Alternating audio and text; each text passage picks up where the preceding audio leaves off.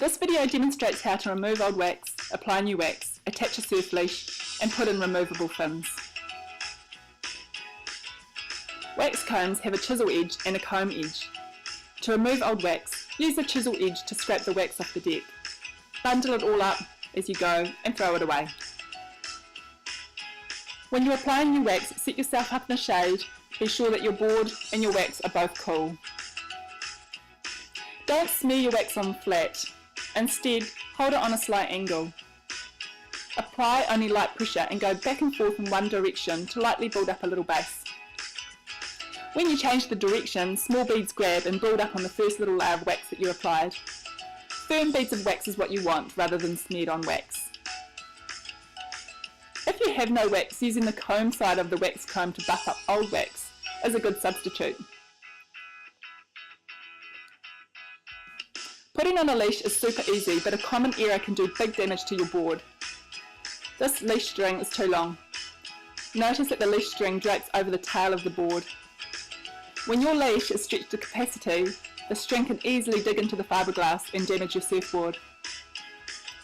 Make sure that the leash string that you use is at a length that the rail saver, which is the outer fabric of the Velcro attaching strap, is what makes contact with your board when your leash is stretched out.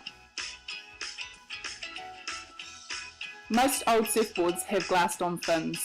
However, newer boards have removable fin systems. As a beginner, you're not going to notice the difference between different fin sizes. So long as you've got fins and know how to put them in if you need to, is all that matters at this stage. The three main removable fins are called Future fins, FCS and FCS2, and we'll demonstrate all three. Future fins have one screw in the fin plug. Establish which fin belongs to each plug by looking carefully at the shape. The flat side of the fin faces the inside. The side with the slight curve faces the outside. The middle fin has symmetrical outer faces. And in most cases, it is the logo that faces the outside. Be sure that the fin screw is wound up before putting your fin in. Use a rocking motion to first slide the tail end of the fin down into the fin plug, followed by the nose end of the fin. Once it's clicked in, screw the fin firmly in place. The fin screw will screw down a long way to lock the fin in securely. Stop when there's some strong resistance, but be careful not to make it so tight that it's hard to remove later. Reverse the process to remove your fins if you need to. It's good practice to wind the fin screws down again so that they sit flush with your fin plug if you're planning on storing your board without fins in it. Just remember to unscrew them again before you next put your fins back in. The original FCS fins screw in and out the same way with the same type of fin key. They've got 2 plugs per fin. Establish which fin goes where and be sure that the fin screw isn't wound down before placing your fins into the fin plugs. Reverse the steps to remove the fins. Remember, if you're leaving your board without fins, it's good practice to wind the screw plugs back in. If you happen to accidentally unwind the fin screw all the way out, be careful putting them back in. Look carefully to match the angles so that the thread screws match up.